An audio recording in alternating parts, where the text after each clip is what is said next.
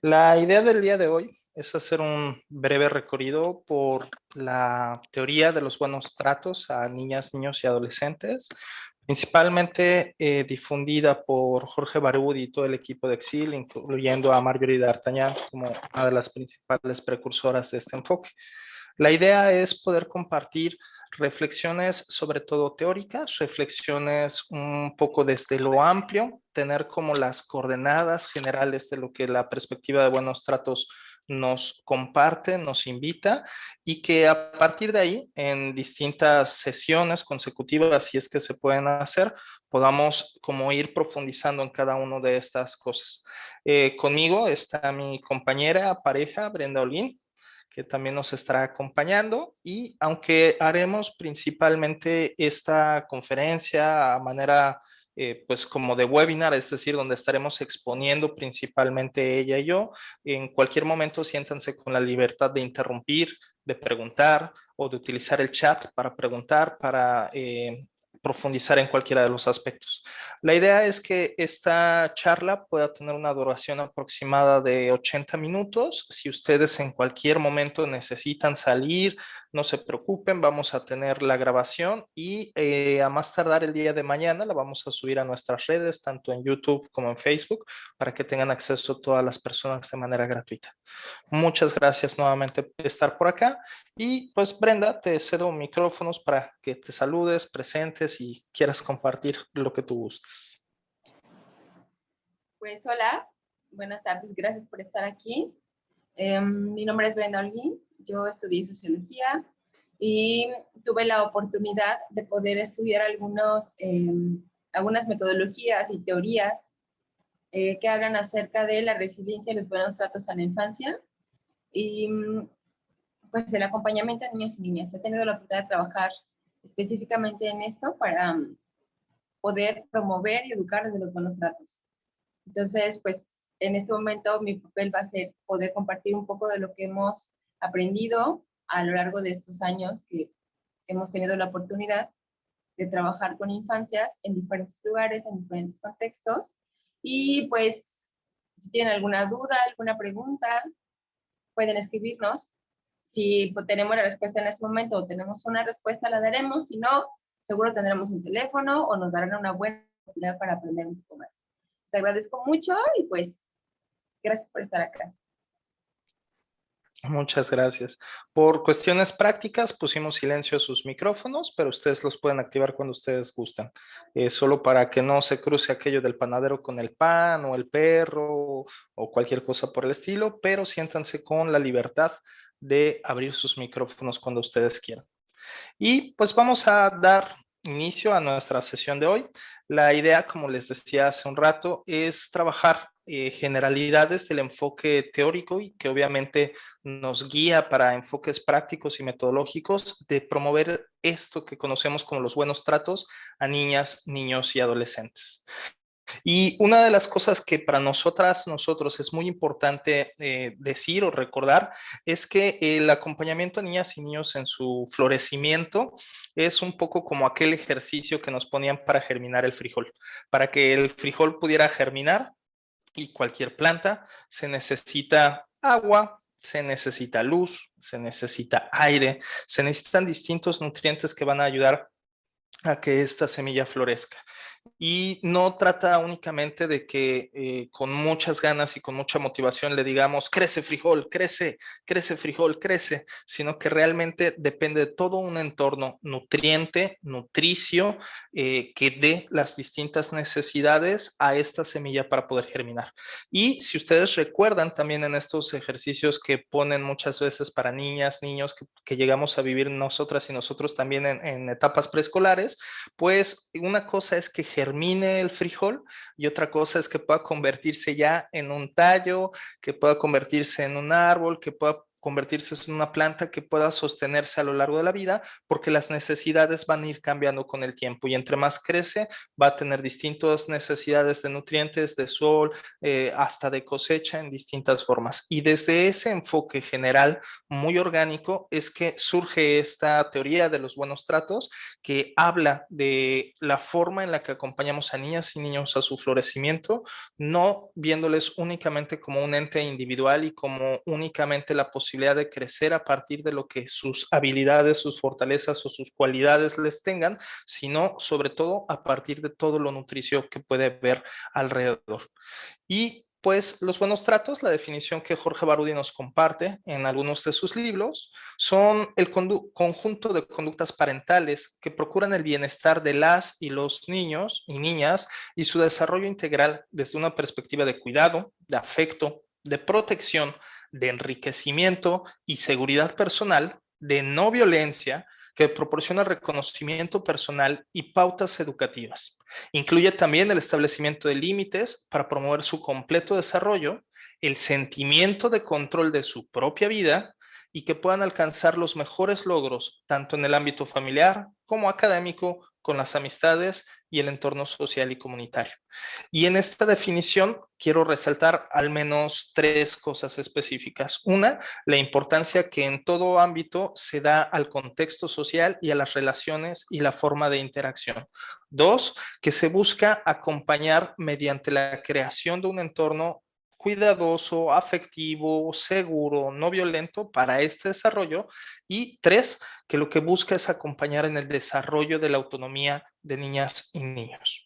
Esos tres aspectos son para mí fundamentales de resaltar en esta definición, porque creo que son los que deben de guiar en general nuestras buenas prácticas.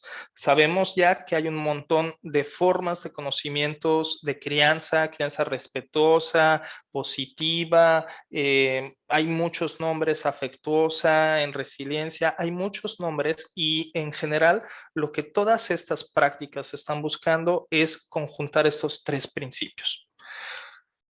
Esta definición, como bien lo dice, busca que los cuidados, el afecto, la estimulación, la protección, la educación, la socialización y los diferentes recursos y aspectos que promocionan la resiliencia sean proporcionados por los adultos y las adultas cuidadoras. Es importante que estos elementos a promover, a difundir, a gestar, por decirlo de alguna manera, se brinden de manera consistente, se brinden de manera continua y se brinden en un entorno de respeto a sus derechos, a su integridad y a sus propias etapas de desarrollo. Estas láminas que estoy compartiendo son láminas que por ahí del 2012 Jorge Barudi nos hizo el favor de acompañarnos en algunos eventos en la ciudad de Querétaro y nos proporcionó estos materiales que con mucho respeto compartimos de manera directa para poder citarlo en sus propias en su propia fuente, pues.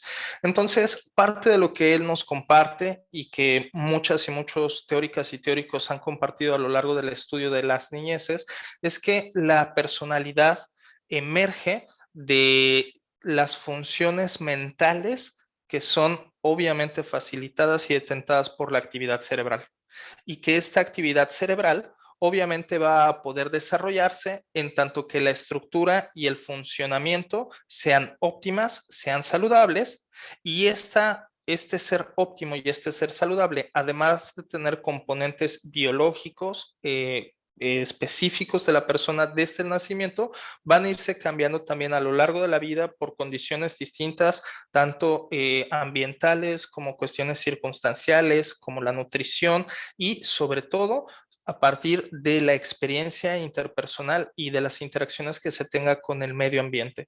Qué tan seguro, qué tan inseguro se siente el medio ambiente y qué tanto sus necesidades sean satisfechas de manera continua. Esta experiencia va a permitir que la personalidad se desarrolle de una manera sana, va a permitir que la salud mental sea algo que se instaure desde los primeros días y que se vaya desarrollando a lo largo de la vida y Además, va a permitir que a partir de todas estas redes neuronales que se van conectando y que se van creando a partir de este concepto maravilloso que es la neuroplasticidad cerebral, que es la capacidad del cerebro de cambiarse a sí mismo entre más experiencias, entre más contacto, entre más creatividad, entre más libertad tiene para experimentar el mundo, conocer de este y poder reconocer cómo es esta interacción, va a poder dar las bases suficientes para que la mente pueda recrear al propio cerebro y pueda sanarlo en determinados momentos y pueda sostener momentos de dificultad, de adversidad o de mucha intensidad emocional.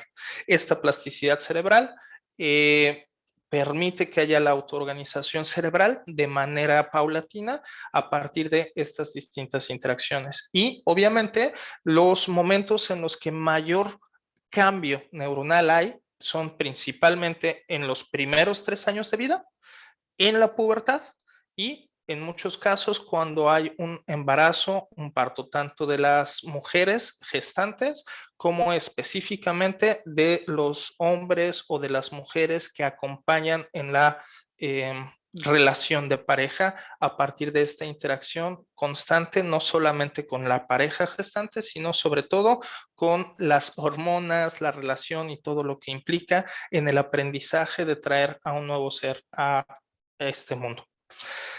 Bren, ¿quieres tomar a partir de aquí? Claro que sí, Fer, muchas gracias. Y pues me gustaría como retomar lo que dice Fer, porque pues acompañar a niños, niñas y adolescentes no solamente significa o no solamente impacta en la vida de ellos y de ellas, sino que también a últimas fechas se ha hablado mucho acerca de qué necesita o qué es lo que se mueve más allá de, como de las estrategias y habilidades específicas en las personas que acompañan a niños y niñas.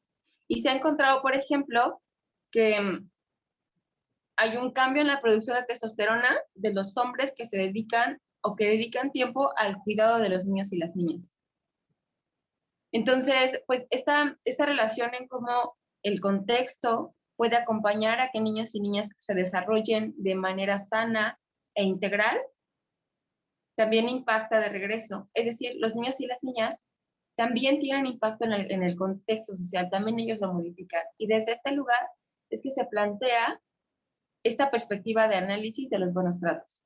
Y el buen trato es un proceso que involucra por lo menos 4 elementos. Uno, los recursos comunitarios en los cuales los niños y las niñas crecen, cómo se relaciona ello con los contextos adversos en los cuales viven o los cuales tienen que afrontar o confrontar, cuáles son las competencias parentales para la resiliencia que tiene y la manera en cómo se satisfacen las necesidades infantiles. Entonces, cuando hablamos de buenos tratos, la palabra buenos tratos normalmente la referimos como a cuidado, cariño, amorcito y apapacho. Pero la perspectiva, lo que está diciendo, lo que nos está aportando es que no es suficiente. Si bien son importantes y necesarios, no es suficiente que la relación con infancias sea como desde la palabra amorosa solamente, sino que también, pues en el reconocimiento de su capacidad de toma de decisiones, de acción, de palabra, de participación, de conexión con otros niños y con otras niñas. Esto es como el principal punto. Es un proceso en el cual involucran estas 4 etapas y está atravesado sobre todo por una perspectiva de derechos de los niños, niñas y adolescentes. ¿Puede ser la siguiente, por favor?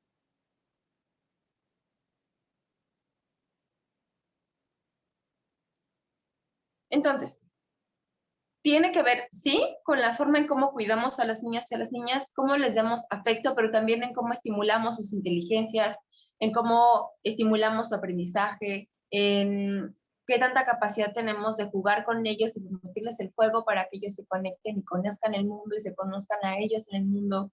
Cómo podemos brindarles espacios de protección que sean educativos, pero que les permita socializar y conocerse con otros y aprender las normas y las reglas y la moral y la ética del espacio donde viven, de una manera que sea sana, de una manera que les permita a ellos ir ampliando su mundo para poder introyectarlo de maneras seguras y bien tratantes. Entonces, esto pues implicaría un reto bien grande para mamá y para papá, porque implicaría, bajo la perspectiva como tradicional, que quien tiene que dar todo este espacio donde ellos puedan y ellas puedan crecer, estimulando su inteligencia, y sintiéndose seguros y pudiendo aprender las normas de la ciudad que viene, pues les tocaría a su mamá y a su papá. Y sabemos que eso no es así. Sabemos que un niño y una niña necesitan mucho más espacios, mucho más lugares para donde aprender, para poder relacionarse de maneras más sanas con el entorno. Por ejemplo, cuando un pequeño o una pequeña llega a este mundo, los primeros 2 años, la relación directa casi siempre son con los cuidadores primarios, mamá, papá, pero no siempre. Hay momentos en los que ellos tienen que ir o ellas tienen que ir a espacios como guarderías. Entonces, quienes les comienzan a enseñar cómo funciona este mundo ya no solamente son mamá y papá, sino también son, por ejemplo, la guardería. Y luego llegan la etapa preescolar, cuando van al jardín de niños.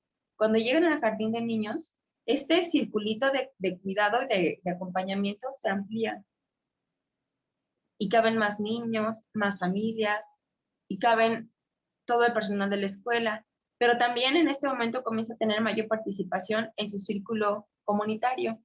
Y en el círculo comunitario hay más familias, hay más personas, hay más figuras de referencia que le comienzan a enseñar, les comienzan a compartir lo que es adecuado o no, lo que es pertinente o no y cuándo. ¿Puedes ir a la siguiente, Fer?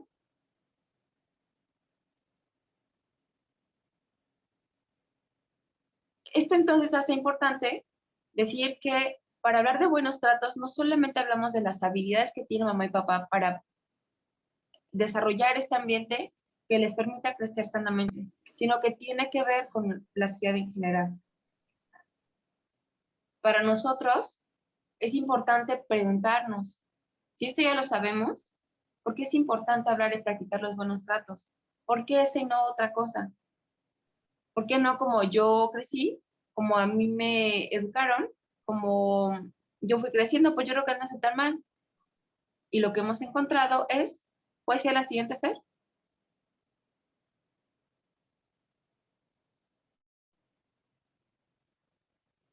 Que hablar de buenos tratos tiene que ver con que la familia reconozca el contexto en el cual está, que pueda reconocer en el contexto en el que vive qué cosas pueden fortalecer su práctica de crianza, qué cosas es necesario transformar, en qué momento es importante que se reconozca que si una mamá y un papá trabajan 10 horas al día, pues va a ser difícil que ellos le puedan dar este sostén, pero que no son el único espacio que se lo dan. Que hay otras figuras, otros roles que también sostienen a los niños y a las niñas. Esto implica, por lo tanto, que yo tengo también la oportunidad o la responsabilidad de acompañar y criar no solamente a los niños y niñas que salieron de mi cuerpo, que llegaron por mí, que son sanguíneos, sino a los del vecino, a los niños que ven en la calle. También a ellos es una oportunidad que tenemos nosotros para poderlos acompañar. Esto puede también hacerle frente un poquito a los temas de injusticia social. Hay personas que tienen que trabajar más que otras para tener un ingreso específico. Hay personas que por sus condiciones socioeconómicas van a tener que hacer cambios en la forma en cómo crían. Y la comunidad podemos hacer este contrapeso para poder enfrentar y poder sostener en estas cuestiones de injusticia social. Tal vez nos podría ayudar a crear pisos más parejitos en los que las niñas y las niñas crezcan. Entonces, como les decía hace un rato, la perspectiva de los buenos tratos no solamente tiene que ver con este trato amoroso y cálido, sino también con reconocer que los niños tienen efecto en su contexto. Es decir, son personas que son sujetos de derecho. ¿Qué significa esto? El artículo primero constitucional habla acerca de que todas las personas gozarán de los derechos humanos reconocidos por la Constitución y de los tratados internacionales que el Estado mexicano ha firmado. Todas las personas por igual. No hace diferencia por edades, por géneros, por razas, por condiciones económicas. Es todas las personas por igual. Eso incluye a las niñas y a los niños. La siguiente, por favor. Es decir, los niños y las niñas son sujetos de derecho. son sujetos de derecho igual que cualquier adulto. Para mí y para nosotros es importante hacer esta puntualización, porque la perspectiva y la mirada que tenemos hacia las niñeces es que los niños y las niñas son objetos de protección. Es decir, son entes, son seres a los cuales yo como familia tengo que proteger todo el tiempo. Y ellos tienen que recibir mi protección, la protección que yo creo que ellos necesitan. Eso les deja poco espacio de acción y poco espacio de decisión y de participación en la construcción de la sociedad. Y por lo tanto es irreal. Como van avanzando los años, nos vamos dando cuenta del impacto que tiene que los niños puedan decidir sobre sí de manera progresiva y puedan tener palabra incluso y voto sobre lo que pasa en su contexto específico, por ejemplo, la familia. Entonces, darle voz, darles voto es algo importante para ellos para que puedan lograr este desarrollo integral. Entonces, cuando hablamos de derechos, hablamos, por ejemplo, de todo lo que una persona necesita para lograr este desarrollo integral. Y todo ello está basado en las necesidades humanas. Esas necesidades humanas son iguales aquí y en cualquier parte del mundo, es lo que nos hace humanos. Y la forma en cómo se satisfacen es lo que cambia. Pero todas las personas, todos los seres tienen la necesidad de alimentarse, de cubrir su cuerpo para las condiciones climáticas, de sentir seguridad en el contexto en el cual viven, de poderse mover y transitar libremente sobre el territorio, de poderse comunicar, de tener acceso a servicios de salud, de poder tener relaciones con pares, con iguales a ellos, de tener ratos de ocio donde ellos puedan decidir qué hacer o qué no hacer con su tiempo, de tener acceso a una vivienda que tenga condiciones óptimas, de aprender lo que a ellos les interesa y cómo a ellos les interesa. Entonces, esta perspectiva de los buenos tratos está relacionada con esto. Y cómo nosotros nos volvemos promotores para que ellos puedan identificar qué están necesitando y poco a poco y gradualmente puedan diversificar las estrategias que tienen para poderlas satisfacer. Esto les ayuda a generar autonomía. Esto les ayuda, por ejemplo, hablando en temas como de vivienda o de relación con nosotros, establecer pautas comunes o valores comunes que comparten con la sociedad y que los hace ser parte de ello. Y por lo tanto, respetarla íntegramente como ellos lo viven y como ellos lo piensan. La siguiente, Jeff, por favor. Así pues, el objetivo es que la comunidad pone sus recursos al servicio de todos los niños y las niñas.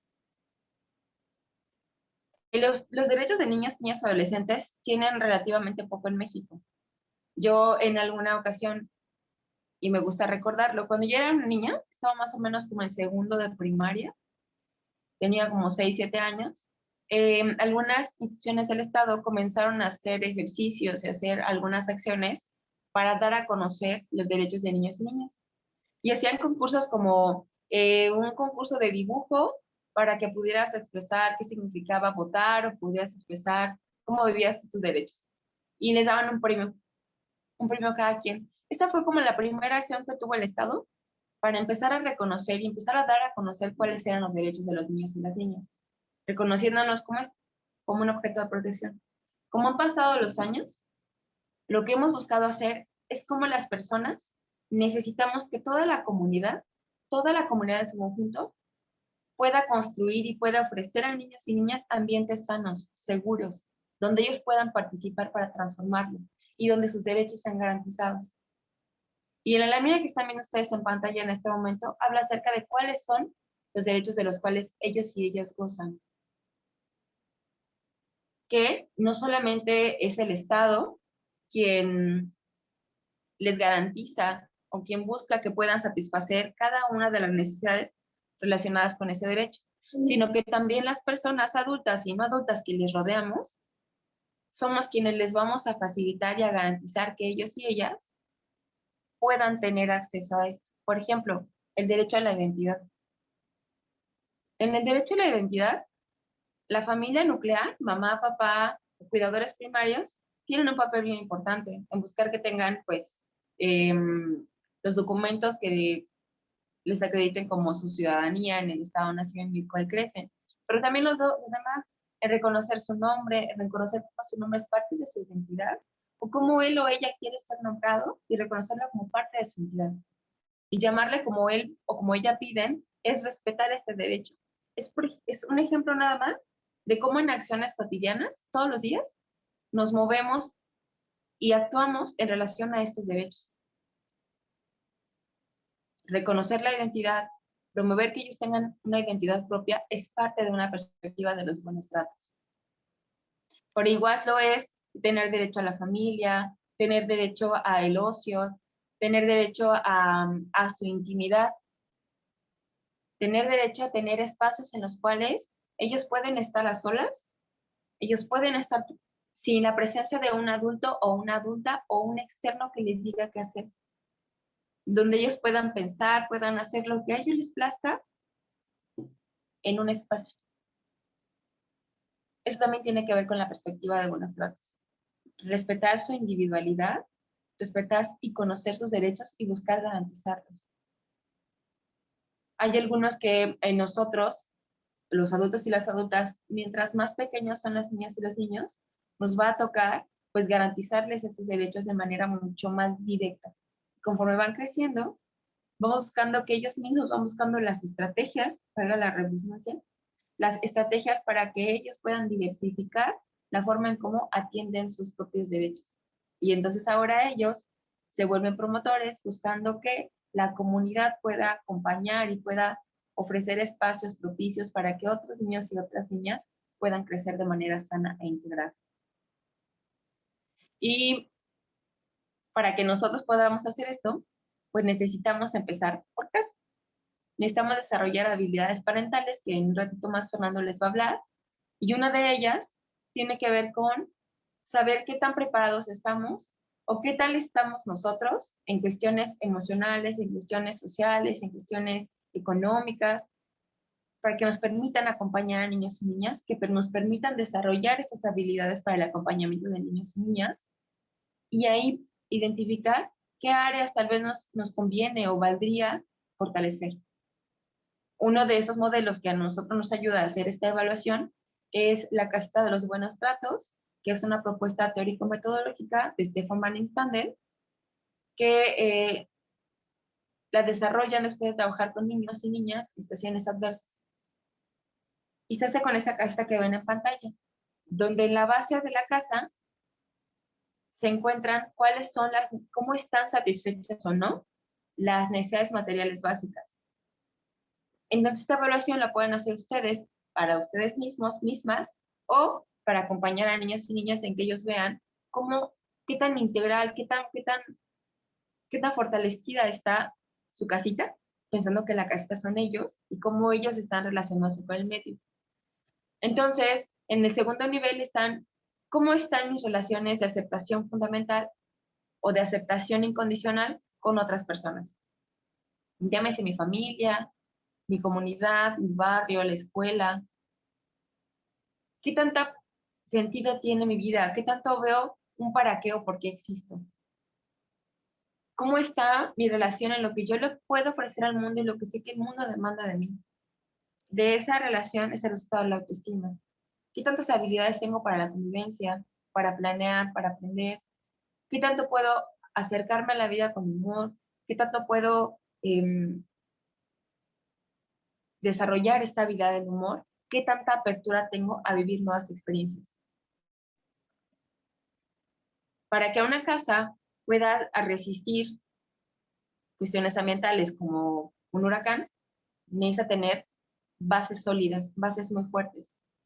Si la base no está fuerte, es más fácil que la casita esté medio endeble, que no aguanta a veces situaciones adversas que a veces salen de su control. Entonces, para fortalecer la casita, para fortalecernos nosotros, viéndonos como esta casita, tenemos que empezar desde la base.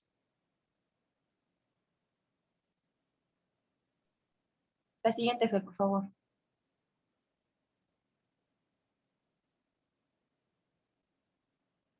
Entonces, aquí le doy la palabra a Fer, porque es importante que ahora comencemos a hablar ya hablamos como el contexto social, cómo el respeto a los derechos, tiene que ver con la perspectiva de los buenos tratos, que no solamente se trata, pero también de este contacto afectivo, amoroso, sino es mucho más amplio. Y eso tiene un impacto en cómo se va desarrollando incluso nuestro cuerpo a lo largo de nuestra vida. Y aquí les cedo la palabra a Fer para que pueda explicarles un poquito más ampliamente al respecto. Gracias, Bren. Justo parte de lo que es el principio y que esta perspectiva de derechos nos ha traído es poder identificarlo en un ámbito no solamente de la buena voluntad, como nos decía Brenda, no solamente en ámbitos morales de lo que es bueno o aquello que se espera, sino que basándose en ciencia nos ha podido comprobar de manera cada vez más clara que entre mejor es el contexto en el cual crece un niño o una niña, más fácil va a ser que el cerebro se desarrolle de una manera mucho más saludable, que haya mejor migración neuronal, que haya maduración y formación de las diferentes áreas y por lo tanto de las funciones cerebrales, y que todo este desarrollo que en los primeros años es fundamental, incluso en los primeros meses, en los primeros días, se desarrolle de una mejor manera en tanto que el contexto sea facilitador y nutricio. Este funcionamiento va a permitir un mejor desarrollo motor, cognitivo, afectivo, relacional.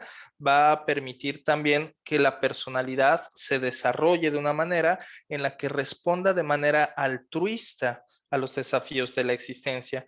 Y aquí hago un pequeño paréntesis, una pequeña pausa en esta palabra de altruismo, porque una de las cosas fundamentales de la perspectiva de los buenos tratos y de la resiliencia desde un enfoque ético, metodológico y político es que la resiliencia no trata únicamente de cómo yo a solas puedo salir adelante de todo el desafío, pésele a quien le pese. Al contrario, la resiliencia es algo que se construye en comunidad, en común unidad. Y en la medida en la que se puedan desarrollar niños y niñas con un entorno más sano, más saludable, con menos condiciones de riesgo, con menos condiciones de amenaza, va a ser más fácil que sientan este interés por colaborar y que no sientan el miedo de ser amenazados por otras personas, que no sientan la urgencia de competir y que puedan colaborar de manera altruista con otras y con otros a que alcancen también estos niveles de bienestar. A partir de este desarrollo neuronal, a partir de todo este desarrollo sensorial, que, insisto, estamos cayendo en lo básico de la biología, no porque pensemos que sea lo único importante, pero reconociendo la importancia que a partir de esta regulación emocional neuronal va a generar en los distintos ámbitos de la vida. Va a generarse esto que llamamos mente, que es un poco más abstracto y que no se encuentra únicamente en el cerebro, sino que sin ánimos de entrar en debates decimonónicos académicos, tiene que ver con la forma en la que se conceptualiza tanto nuestra vida como la interacción que tenemos con otras personas y con el medio ambiente, por supuesto.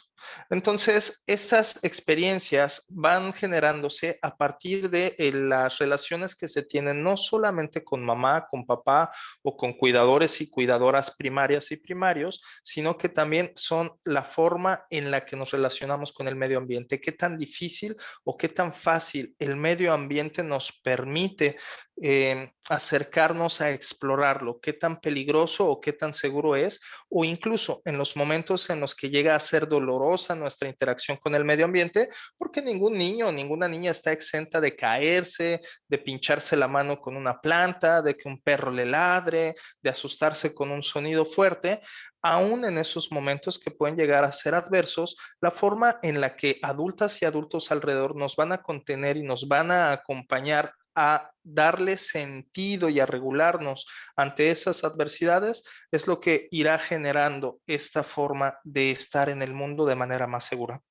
Entre más cuidados, más afecto y sobre todo estimulación que sea desde el juego, que sea desde lo placentero, que sea desde los ámbitos de la seguridad y que la curiosidad permite, va a haber un mayor desarrollo neuronal, va a haber la posibilidad de que haya una organización específica y entre más interacciones se desarrollen, más redes neuronales va a haber asociándose a la posibilidad de explorar el mundo como un lugar seguro, como un lugar divertido, como un lugar placentero al cual me puedo acercar e insisto, en casos de dolor o de riesgo, saber que puedo regresar al cuidado de alguien más, a la contención, a la regulación de alguien más.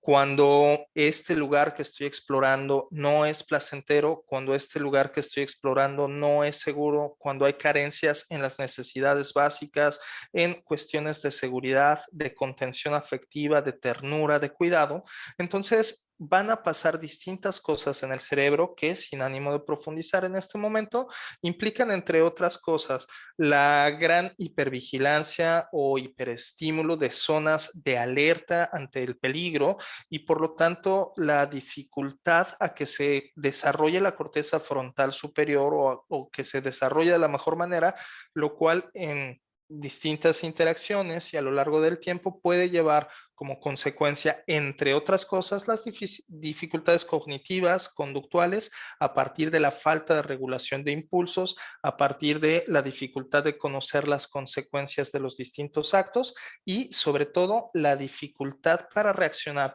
desde una conciencia un poco más cognitiva, un poco más crítica y no únicamente desde este sistema de supervivencia a partir de los distintos estímulos. Entre muchos otros estudios, en la última década hay este estudio que a nivel internacional se conoce como el ACE Adverse Childhood Experiences y ha sido un estudio longitudinal y de salud pública que empezó a hacerse de una manera mucho más específica en Estados Unidos, en la cual se medían por lo menos 10 factores específicos o 10 adversidades específicas que pueden presentarse en la niñez y que a partir de este estudio de estas 10 dificultades o 10 grandes categorías, se empezó a ver que entre más de estas adversidades tenía una persona, más dificultades tenía para desarrollarse de manera saludable.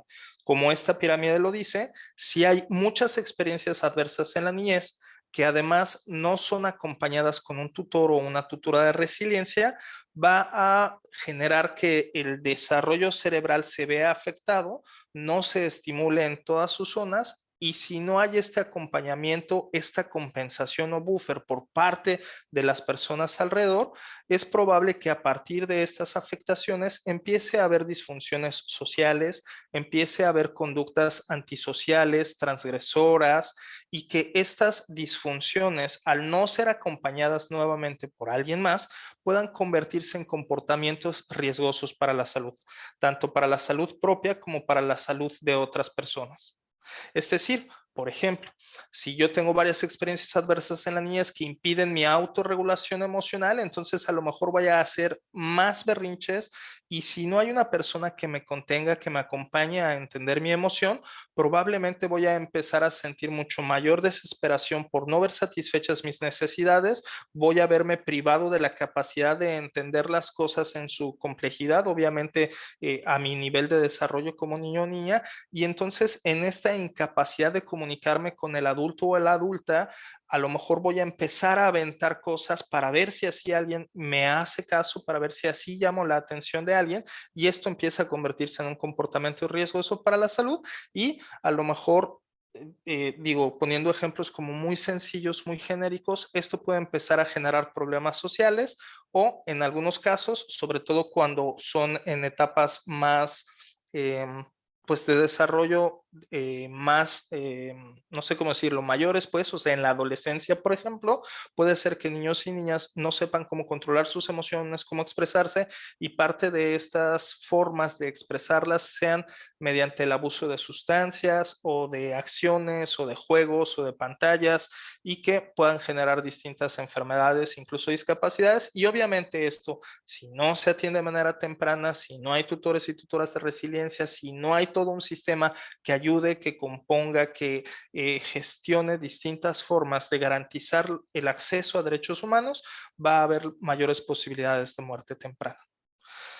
Obviamente esto no es algo determinante, pero sí es algo que va a facilitar en términos del enfoque o de cómo las cosas van a ir pasando en el cerebro. en la forma, en la medida en que podamos acompañar a activar distintas formas de que niños y niñas desarrollen su autonomía, no desde la amenaza, no desde la urgencia, no desde la inmediatez, no desde la competencia, no desde la violencia, sino desde el bienestar, la plenitud, la seguridad y la consistencia, va a ser más fácil que tengan el acercamiento a estas expresiones de su autonomía, curiosidad, exploración del juego, del mundo a partir del juego, del amor por el aprendizaje, entre otras. Cuando una persona está en una situación determinada que es de riesgo, lo que más importa en la primera infancia e incluso en la niñez y en la adolescencia, más que el nivel de respuesta de la persona, importa lo que las redes de apoyo le están acompañando a entender, a comprender y a hacer.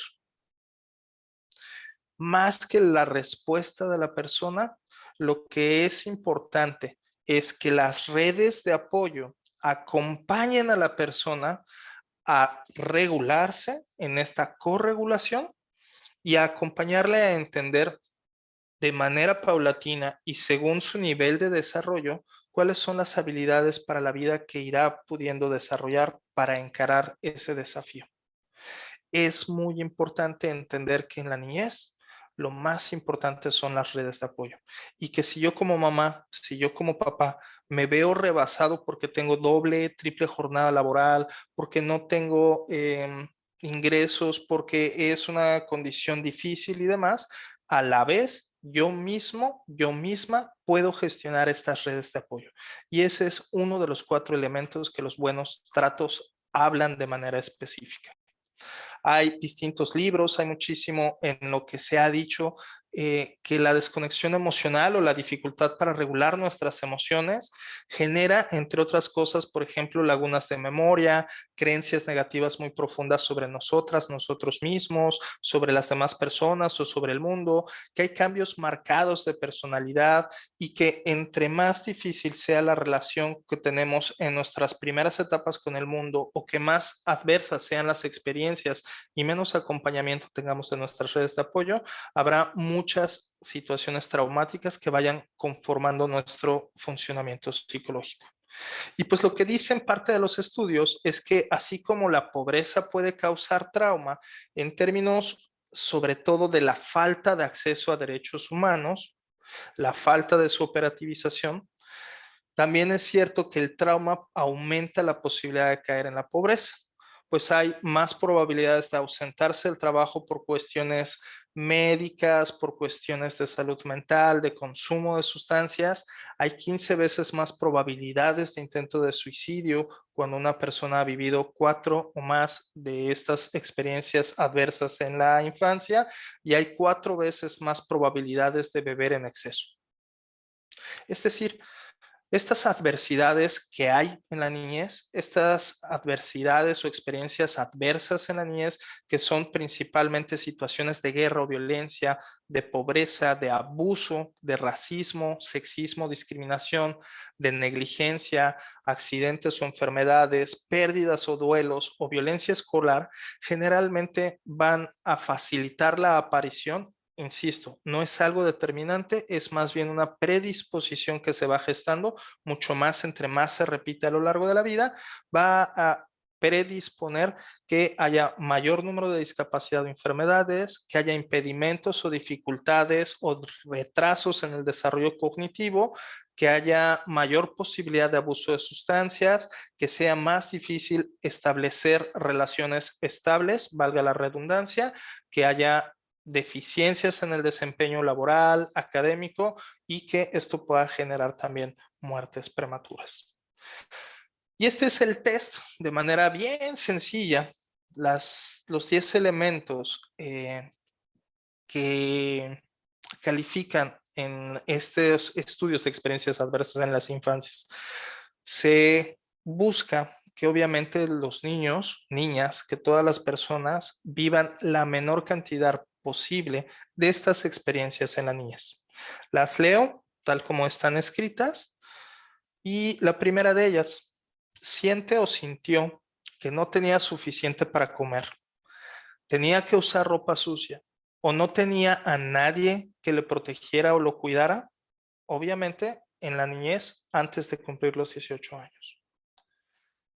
Perdió usted a uno de sus padres, padre, madre, a causa de divorcio, abandono, muerte u otra razón. Esta otra razón también puede ser privación de la libertad o migración, por ejemplo. Vivió con alguien que estaba deprimido, enfermo mental o que intentó suicidarse. Vivió con alguien que tuvo problemas de alcohol o drogas, incluyendo medicamentos recetados, es decir, problemas que con medicamentos recetados a lo mejor la persona estaba más irascible, depresiva o tal vez entraba en momentos de entumecimiento o de sueño profundo o que no le permitía operar de manera efectiva en la vida, en las cosas cotidianas. Sus padres, su padre, madre o algún adulto o adulta en casa, ¿alguna vez se golpearon entre ellos o amenazaron con lastimarse? Es decir, si yo vi sobre todo que golpearan a mamá o que se pelearan entre mis cuidadores o que se amenazaran, esto también es algo a valorar. Vivió con alguien que fue a la cárcel o prisión, es decir, que estuvo privada de la libertad.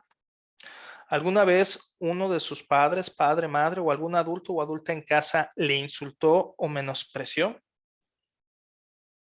¿Alguna vez alguno de sus padres, madres, algún adulto o adulta en su hogar le golpeó, pateó o lastimó físicamente de alguna manera? Esto incluye jalones de cabello, de orejas, de patillas, sangoloteos o sacudidas. ¿Sintió alguna vez que nadie en su familia le quería o pensaba que era especial? ¿Experimentó alguna vez contacto sexual no deseado, como manoseo, penetración, frotamiento, penetración anal o vaginal o contacto con genitales? Esto incluye también la exposición, por ejemplo, al porno antes de los 18 años, lo cual sabemos también que se ha multiplicado mucho a partir del confinamiento y pandemia en nuestras infancias y con el acceso a redes sociales. Si, según los estudios, estos tipos de experiencias adversas que se categorizan como abuso, negligencia o disfunción en el hogar, si hay 4 o más de estas experiencias adversas, hay 3 o más veces de posibilidad de fumar y tener enfermedades pulmonares. Hay 11 veces más posibilidades de que haya abuso de drogas intravenosas, 14 veces más posibilidades de tener intentos de suicidio, 4 veces más probabilidades de empezar la vida sexual activa antes de los 15 años, 2 veces más posibilidades de tener enfermedades de hígado, 4.5 veces más posibilidades de desarrollar depresión y generalmente, perdón, pueden, según estos números, las personas con 6 o más ACEs o experiencias adversas de la niñez pueden llegar a morir hasta 20 años antes del promedio general de vida. Entonces, hablar de los buenos tratos a la niñez no es cuestión solamente de ser buena onditas o de estar de moda. Es hablar de un problema de salud pública a nivel internacional y que impacta en todas las áreas de la vida, no solamente de lo individual, sino también de las relaciones y de las formas en las que interactuamos. El sistema límbico, cerebral, se regulan las emociones, los impulsos, tiene que ver con la mantención, la preservación, protección de la vida y parte de lo que nos dice Jorge Barudi y Marjorie D'Artagnan en este libro de Buenos Tratos a la Infancia, pues que cuando no, perdón, cuando no están presentes en la primera infancia, podemos afortunadamente generar resiliencia secundaria en tanto les acompañemos en otros momentos de su vida. Y así evitaremos o disminuiremos la aparición de trastornos de capacidades sensoriales, deficiencias en reconocimiento y manejo de emociones, trastornos de empatía, trastornos de regulación del apetito, de la agresividad, de la frustración, de la excitación sexual y de las formas de relacionarse. Dice Boris Cyrulnik, un gran teórico de la resiliencia, doy fe de que no hay herida que no pueda cicatrizar lentamente gracias al amor. Es decir, afortunadamente, estas cosas que pueden parecer tan difíciles, tan agrestes, pueden generar resiliencia, obviamente se puede desarrollar, pero cada vez va a ir siendo más difícil, porque muchas veces a lo mejor las personas desarrollarán habilidades para enfrentarse a la vida, para alcanzar el éxito académico, social, pero el organismo biológico seguirá teniendo muchas afectaciones si no se trabaja para atenderles de maneras adecuadas. La resiliencia entonces es la esperanza de convertir cada momento en una oportunidad para alcanzar así el bienestar y poder permanecer en él, en comunidad. Es decir, cada vez que tengo un conflicto con mi hijo o mi hija, puedo tener la oportunidad de rehacer esa red neuronal y si antes me equivoqué, si antes no me regulé, si antes no pude satisfacer su necesidad, si antes no pude evitar gritarle o pegarle, la próxima vez que haya un conflicto con mi hija o hijo, tengo esta nueva oportunidad de crear una nueva red neuronal, una forma de entender el mundo de manera distinta. Y en este sentido, es tarea de todas las personas que cuidamos, que acompañamos a niñas, niños y adolescentes, el cuidar, proteger y garantizar sus derechos. Brindar esta guía, este acompañamiento, este afecto y este apoyo fundamental nuevamente rumbo a su independencia, rumbo a su autonomía, aunque a veces vaya en contra de lo que yo como papá o mamá desearía, pero acompañándoles en su pleno desarrollo, en su contexto, en sus necesidades y sus gustos. Hago una pequeña pausa aquí solamente para decir, la resiliencia entonces habla de 3 elementos por lo menos, según esta perspectiva de Boris Cyrulnik. Los atributos personales que las personas vamos desarrollando para entendernos, para regularnos, para cuidarnos, para alcanzar la satisfacción de nuestra propia vida, pero estos difícilmente se desarrollarán si antes no hay protección externa que sean las habilidades que tienen las personas, incluso las instituciones, para buscar recursos y apoyo social que puedan ser útiles cuando se afrentan dificultades personales o en casos extremos ideas suicidas. Y en la medida que estos ámbitos, estos dos ámbitos estén equilibrándose entre sí, habrá mayor posibilidad de que se desarrolle la estabilidad emocional y reflejar las creencias positivas sobre mis habilidades propias para regular mis ideas, para regular mis comportamientos, incluyendo cuestiones como el suicidio, cuando se afrontan eventos estresantes o difíciles. Bren, ¿quieres tomar aquí?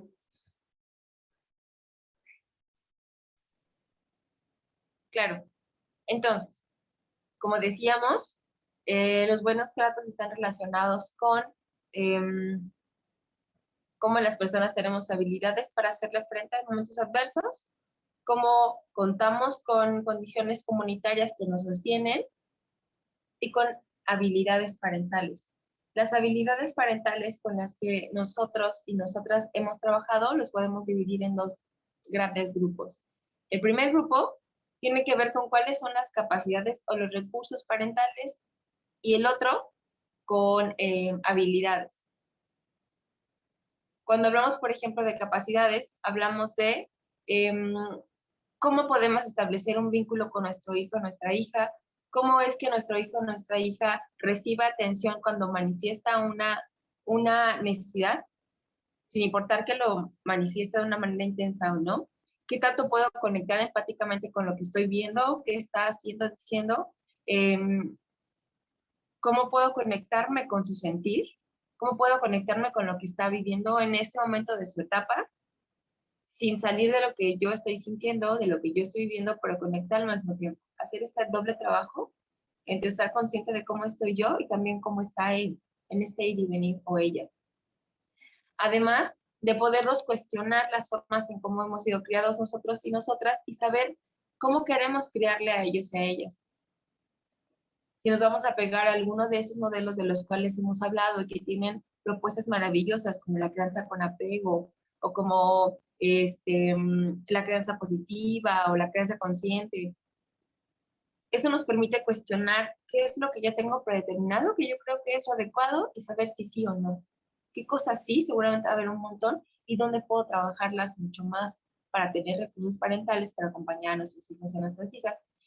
Y participar en espacios de red donde otras personas puedan también compartir, hablar, construir o reflexionar acerca de sus prácticas de acompañamiento de niñas y niños. Esto tiene que ver con la capacidad que tenemos para acompañar a los demás, con qué recursos son los que podemos utilizar para acompañar a nuestras niñeces en su desarrollo integral. Pero por otro lado, están las habilidades parentales. Y entonces, en esto está, ¿cuál es mi respuesta ante las necesidades de mis hijos como personas singulares? Es decir, ¿cómo puedo acompañarles más allá de la idea de lo que yo quiero que ellos sean o lo que yo espero que ellos sean como hijos e hijas y reconocerlos como una persona individual, como una persona completa, sea la edad que tiene, más allá de verlos como un proyecto a futuro de adultos, sino verlos como una persona plena y completa ahorita que manifiesta sentir necesidad o emoción ahorita. Y como también eso me permite a mí poder aprender nuevas estrategias constantemente, como me vayan necesitando el acompañamiento a mí. Y esos dos grandes grupos que implican mucho trabajo a nivel personal son lo que comprende las habilidades o las competencias parentales. ¿Cómo ¿Qué ven? nos, qué nos toca hacer? ¿Qué queremos hacer? ¿Qué podemos hacer? ¿Qué debemos aprender a hacer? Creo que una de las cosas bien complejas de estos discursos de los buenos tratos a niñas, niños y adolescentes es que la mayor parte del tiempo cae sobre la responsabilidad de las mujeres. Y una de las cosas que es importantísimo para nosotras, para nosotros recalcar aquí, es que es una cuestión comunitaria y que obviamente habrá quienes tienen mayor responsabilidad, mayor cercanía, mayor tiempo, mayor recursos, mayor capacidad de gestión, etcétera, pero es un trabajo comunitario y desde ¿Puedo esos lugares necesitamos reconectarnos y tejer para construir estas crianzas en comunidad. Gracias, Fer. Gracias por decirlo. Se me hace algo bien importante de nombrar. Em, Decir como que somos una comunidad, que nos sostenemos entre todos, que los niños y las niñas aprenden, se educan, se forman y socializan no solamente con mamá, no solamente con la relación cotidiana con mamá, aunque mamá sea la persona que dedica más tiempo al acompañamiento y a la crianza. No solamente es la mamá, somos todos y todas. Entonces, aún cuando las personas hemos decidido no maternar, o hay quienes no estén maternando, aún tenemos responsabilidad y aún tenemos la oportunidad de acompañar a niños y niñas si también desarrollamos estas habilidades parentales. Las habilidades de las cuales hablamos nos implican a todas las personas que estamos teniendo contacto con niños y con niñas. Y ya cierro mi comentario. Y pues justamente en esto de qué me toca hacer, qué puedo hacer, hasta dónde, pues podemos empezar por preguntarnos, ¿cómo me estoy cuidando yo? ¿Cómo como yo? ¿Cómo duermo yo? ¿Cómo me fortalezco yo? Y si hay algo de eso que yo como papá, mamá, cuidador, cuidadora todavía no estoy atendiendo, entonces, ¿con quién cuento? ¿Cómo puedo apoyarme de mi familia, de mis amistades, de mi comunidad, incluso de mis instituciones, para yo cuidarme como mamá, como papá, para yo descansar, para yo cuidar mi salud, para que yo pueda acompañar a mi hijo, a mi hija a que se cuide? Porque en este tejernos en comunidad es importante reconocer que el desgaste de cuidador, el desgaste de cuidadora es una realidad y que entre más desgaste tengo yo como cuidador o cuidadora, más fácil es que en cualquier momento me vuelva irritable o tenga depresión o me enferme o empiece a hacer las cosas de manera en la que no quiero hacerlo, explotando de manera constantemente, tal vez incluso desquitándome con hijos o hijas porque yo a mi vez no estoy satisfaciendo mis propias necesidades. Cuando yo empiezo a cuidar de mí, empiezo a poder cuidar mejor de las demás personas. Yo como adulto, como adulta, tengo el derecho a que mis derechos sean respetados y satisfechos. Y para eso necesitamos construir en comunidad, en común unidad, no para que sea un sacrificio, tratando de eliminar esta imagen de la madre mártir, del padre todo lo puedo, y recordar que hay muchas formas en comunidad de cuidarnos para poder cuidar, acompañar, guiar, proteger mejor. Y estas imágenes, estas preguntas, pueden hacérselas. Ojalá saquen ustedes impresión de pantalla y si no, pues nos las piden por ahí, se las hacemos llegar para que puedan preguntárselo. Y obviamente es una imagen que, dependiendo de sus habilidades de conexión y juego con niñas y niños, pueden hacer que también sus hijos o sus hijas contesten parte de esta casita para que vayan tomando conciencia de sí y vayan acompañando ustedes en el desarrollo de la autonomía y del autoconcepto. ¿Qué es entonces la educación bien tratante? Pues que niños y niñas vean satisfechas sus necesidades en un contexto amoroso, en un contexto que les ayude a autorregularse, a corregularse. O sea, de manera paulatina se va llegando a la autorregulación. Lo primero que necesitan es la corregulación para que puedan calmarse ante la excitación provocada por sus estados de insuficiencia, inseguridad o desconexión, que puedan proteger la integridad de su organización cerebral. Es decir, cuando tienen mucha hambre y lloran porque hay una desregulación emocional, porque no tienen satisfecha su necesidad de alimentación, además de que haya alguien que les proporcione esta alimentación, además que haya alguien que les acompañe desde un lugar seguro y regulado emocionalmente a que puedan bajar su nivel de intensidad por aquel malestar sentido, que cuando se caen y sienten un gran golpe que generalmente les va a detonar este grito, este dolor, esta desregulación emocional por el dolor, además de que haya alguien que cuide y diga sana, sana y atienda la herida para ver que no sea nada grave o haga las curaciones que se necesita, además que sea esta figura consistente, amorosa, cuidadosa, que desde un lugar de ecuanimidad y de regulación y empatía pueda acompañarle a de manera paulatina poderse irse regulando. Y hay una diferencia fundamental entre calmarse y regularse. Generalmente el calmarse viene a partir de una parálisis por una amenaza todavía mayor. Y hay muchas adultas y muchos adultos que todavía utilizan el grito para calmar, lo entre comillas, a sus hijos o hijas, y lo que están haciendo es que frenan una conducta específica, mas no están generando la calma en términos de la autorregulación neuronal, sensitiva, sensorial de todo el sistema nervioso. Y obviamente esta educación bien tratante tiene que ver con acariciar con voz, con manos, mecerles, acompañarles con diferentes estímulos que sean bien recibidos por el niño o la niña para acompañarles en este desarrollo de sus formas de cuidado, de asentamiento emocional.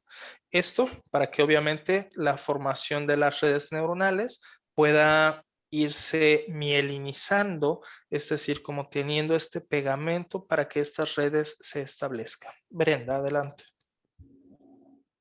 Entonces, como les decíamos, esta perspectiva, esta propuesta de la educación desde los buenos tratos, echa mano de muchas opciones que ya conocemos. Una de ellas, por ejemplo, la ternura radical. Esto que acaba de decir Fernando me parece algo bien importante.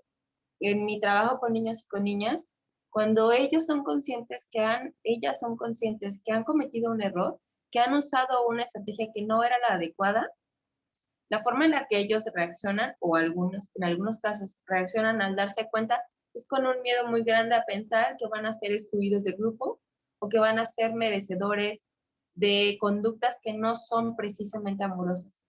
Entonces, poder acompañar a los niños y a las niñas cuando cometieron un error, cuando hicieron algo que no fue ni adecuado ni pertinente, es bien importante acercarnos con ellos desde este lugar amoroso, desde este lugar de contención y de empatía, para que ellos puedan darse cuenta que siguen perteneciendo al grupo, que seguirán siendo cuidados y seguirán siendo amados aunque se equivoquen. Porque una de las cosas que pone en mayor riesgo, en mayor alarma, en mayor situación de amenaza a un cachorro humano es la posibilidad de ser excluido de la manada humana. Entonces, estas prácticas que son como vete a llorar a la esquina y ya que estés tranquilo regresas, son una forma de amenaza de exclusión y no es que el niño se autorregule, es que se obliga a calmarse con tal de no ser excluido.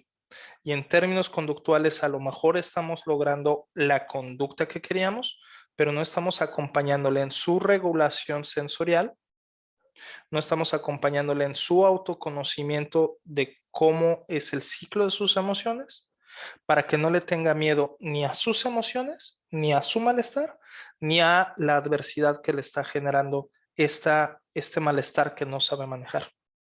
Los niños y niñas, dice también Jorge Barudi, necesitan construir una identidad individual y social a partir de relatos coherentes, verídicos, respetuosos de los derechos humanos, incluyendo su derecho a la participación. Y esto incluye cosas como poder narrarle al niño o a la niña quién ha sido a lo largo de la vida, sin decir cosas como es que tú siempre has sido travieso. Por ejemplo, cuando travieso puede tener una connotación negativa y que se va a incorporar a un relato de la vida y que probablemente va a querer después ese niño o esa niña tratar de vivir a la altura de eso que le dijimos. Es que tú siempre has sido el mejor, tú siempre has sido la más alegre.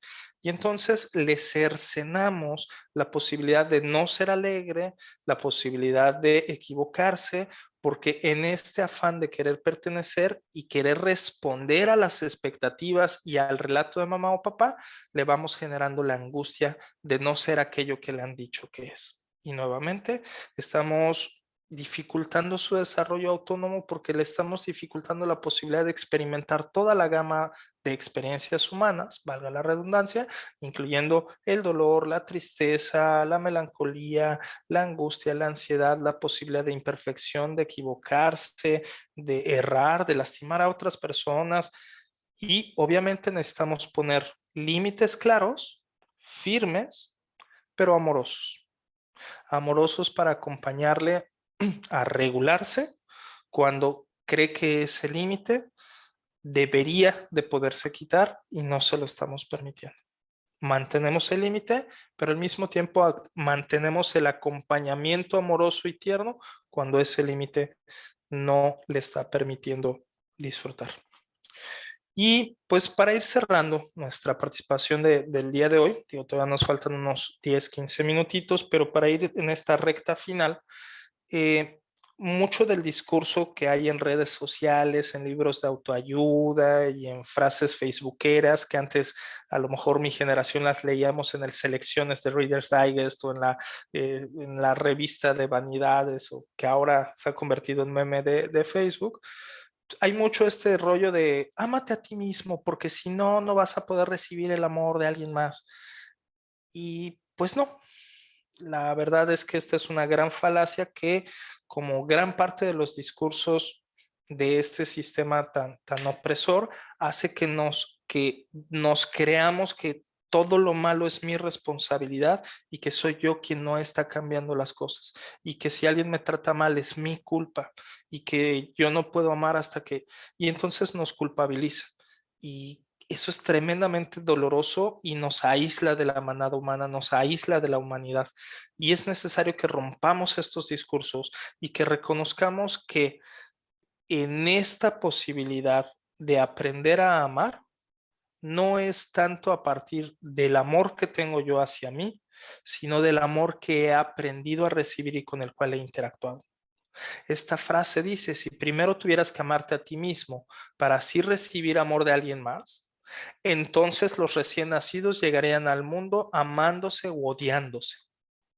Y es solo por la experiencia de recibir amor que entonces aprendemos a amar y a cuidar de otros y de otras. Necesitamos reconocer una y otra vez. Y esto particularmente lo digo porque muchas veces cuando en la adolescencia, en la pubertad, empiezan problemas de conducta, automáticamente nuestro discurso es que tiene baja autoestima, es que no se quiere, es que cuando en realidad tiene que ver más con las redes de apoyo que puedan demostrar este amor en los momentos de dificultad, de confusión, de exploración de maneras distintas de su ser en este mundo social en el que se desarrollan. ¿Qué entonces necesitamos crear? Pues uno de los 4 conceptos. Brenda les habló del apego, de la crianza, les habló de la gestión emocional y les habló de la gestión de recursos sociales.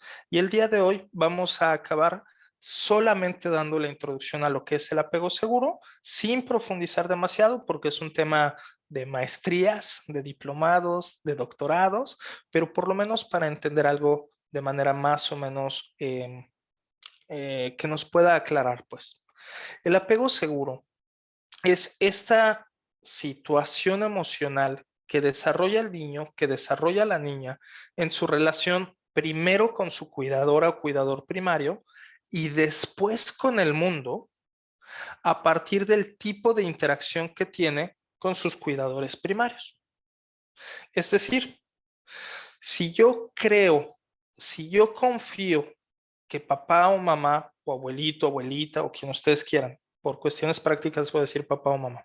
Si yo como bebé creo que papá o mamá siempre van a estar ahí cuando algo me pase y me duela, es porque papá o mamá siempre estuvieron ahí antes. No es una cuestión de fe, es una cuestión de haberlo corroborado. Y por lo tanto, si esta interacción continúa, cuando mamá o papá no estén, yo voy a tener esta sensación de que en el mundo siempre va a haber alguien ahí para apoyarme de manera cálida, consistente y amorosa. Entonces, significa que la forma en la que mamá o papá tengan para responder a las necesidades, a las adversidades, a los dolores del niño o la niña, será como el niño o la niña irá entendiendo que el mundo le responde ante esas dificultades. Vamos a decirlo de esta manera. Esta relación que se tiene con cuidadores o cuidadores es la que nos va a permitir aprender a regular nuestro sistema emocional. Porque si yo estoy desregulado por hambre y mamá o papá llegan y me gritan más, entonces va a ser difícil que yo regule mi sistema emocional y que yo entienda el mundo de maneras distintas, que cuando hay algo malo en mí, le causo molestia al otro. Y por lo tanto tengo que eliminar eso malo en mí, por ponerlo de manera muy simplista y muy reduccionista. Si en cambio cuando yo manifiesto ese malestar, la persona a mi alrededor manifiesta proximidad, ecuanimidad y no se ve amenazada por mi reacción, ay no, ¿qué está pasando? Es que está llorando, ¿qué puedo hacer? Y entonces el adulto o adulta no se desborda por el desborde del niño o de la niña, entonces va a saber que lo que está sintiendo no es peligroso y que siempre puede contar con alguien para apoyarle cuando no sabe qué hacer. Implica, y esta es la parte más difícil, y es por lo cual es importantísimo regresar a este enfoque comunitario, a este enfoque social, a este enfoque de la tribu, de la manada, implica que mi cuidador o cuidadora va a tener siempre conductas de cuidado y disponibilidad a nuestras señales o reacciones emocionales. Es decir, si yo tengo hambre, no me va a hacer esperar mucho tiempo, muchísimo menos en la primera niñez, que es cuando se están desarrollando todas las redes neuronales. Que si yo tengo sueño, no me va a obligar a quedarme despierto más tiempo. Que si yo tengo incomodidad por haberme mojado el pañal, no van a pasar horas sin que me cambie. Que si yo me pego, me machuco, me lastimo, no van a pasar horas sin que atiendan mi dolor. Es más, ni siquiera minutos en muchas ocasiones. ¿Por qué? Porque en esta detonación de adrenalina y de cortisol que tiene el cerebro ante el dolor, ante la carencia, mi cuerpo se va intoxicando de esas sustancias y se van desarrollando redes neuronales que piensan que es aterrador y que va a pasar mucho tiempo.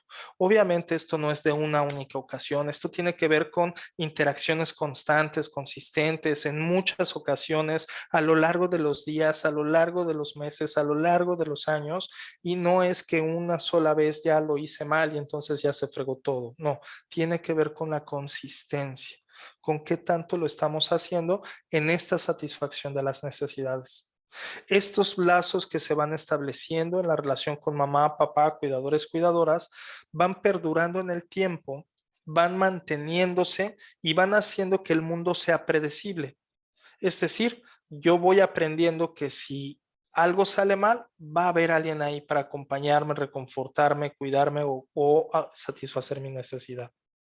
Y estos primeros sentimientos positivos de seguridad, de afecto y de confianza se establecerán entre más disponible, amoroso, cuidadoso y listo o lista esté mi cuidador o cuidadora para satisfacer mis necesidades.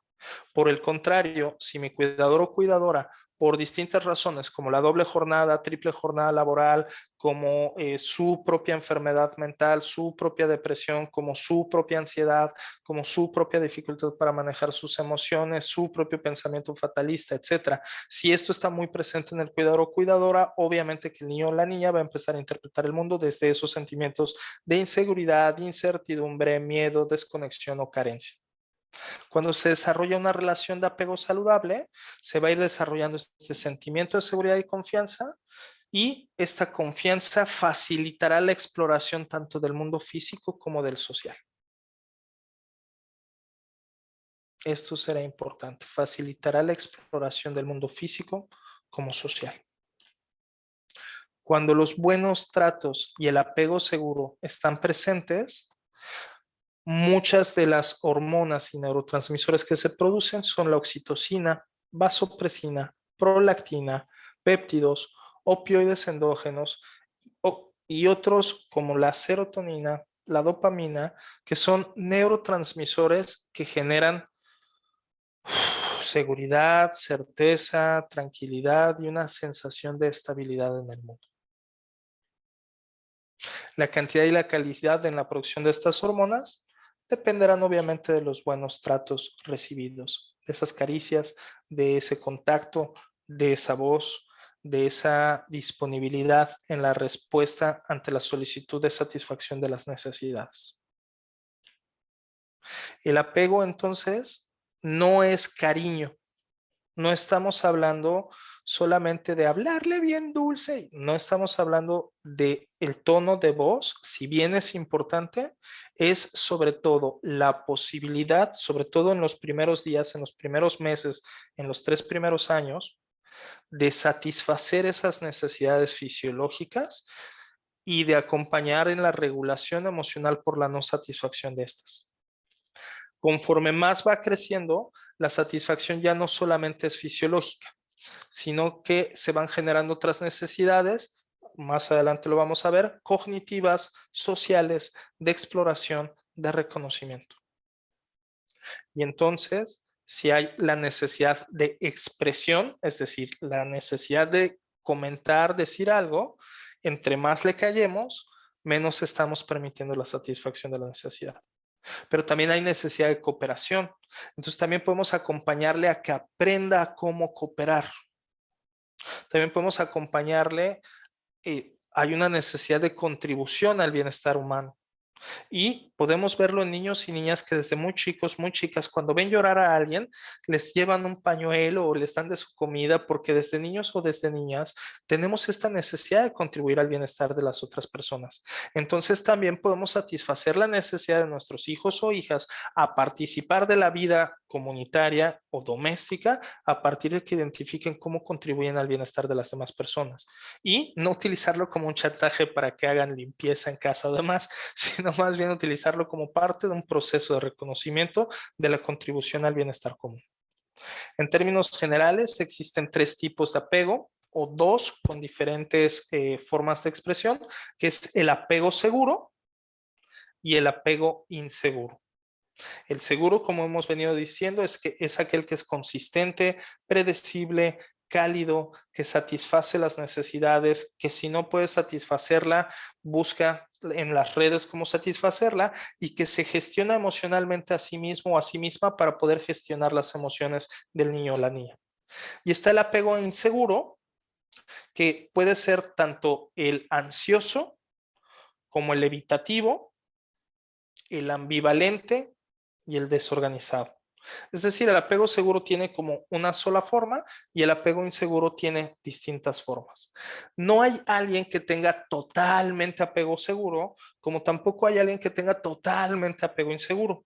Todas las personas tenemos los distintos tipos de apego y simple y sencillamente por la cantidad de interacciones y la calidad de interacciones que tuvimos principalmente con cuidadores o cuidadoras primarias y que tanto después con nuestros tutores o tutoras de resiliencia a lo largo de la vida, es que va a estar mucho más presente el apego seguro o el apego inseguro de distintas características en nuestras relaciones.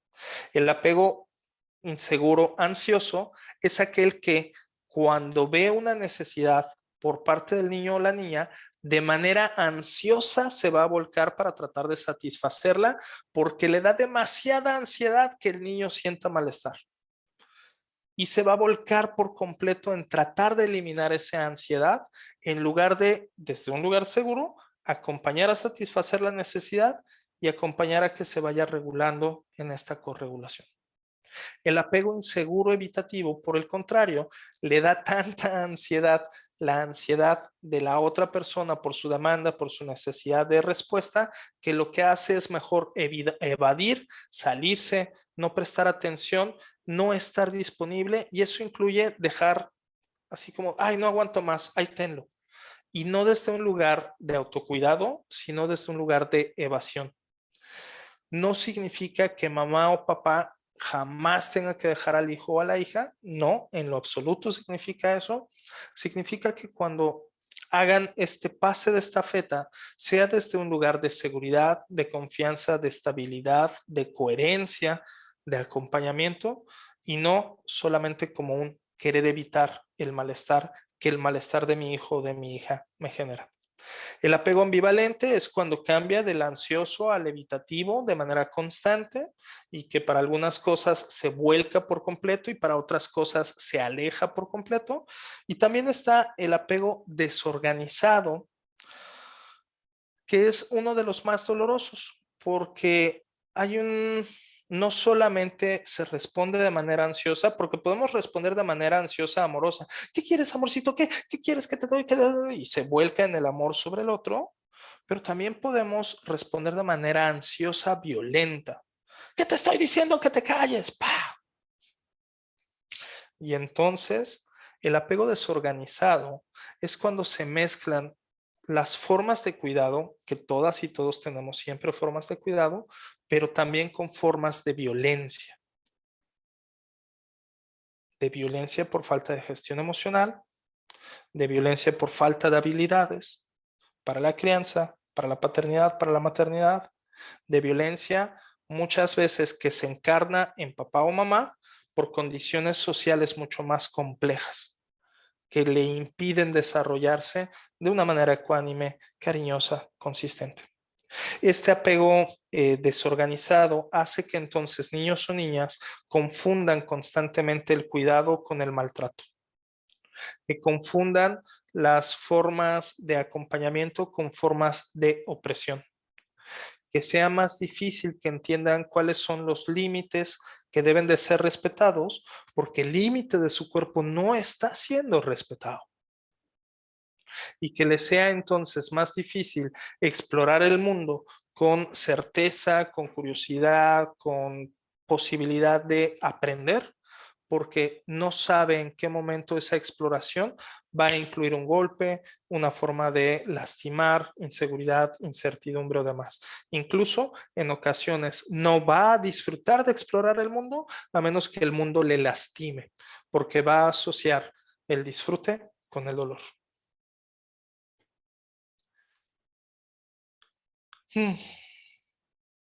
Esta gráfica resume lo que hemos estado diciendo. Niño o niña tiene una necesidad, le expresa, cuando es más chico, más chica, la expresa mediante el llanto, muchas veces. Primero a lo mejor con movimientos de incomodidad, después mediante el llanto. Y generalmente cuando el adulto o adulta escucha este llanto, escucha este llamado, le gratifica, le satisface su necesidad. Por lo tanto, el niño o niña tiene la confianza de que la próxima vez que tenga una necesidad y la exprese va a ser gratificada. Y en este ciclo se va a ir generando esta sensación de seguridad, certeza, predictibilidad, suficiencia, confianza, conexión. Cuando requiere atención y no es gratificado de manera consistente, disponible y también, insisto, dependiendo de la edad, se va a romper este ciclo y empieza a generarse este problema de vínculo de apego inseguro. Porque entonces no tengo la seguridad de si ahora sí o si ahora no, o de qué manera va a ser satisfecha mi necesidad.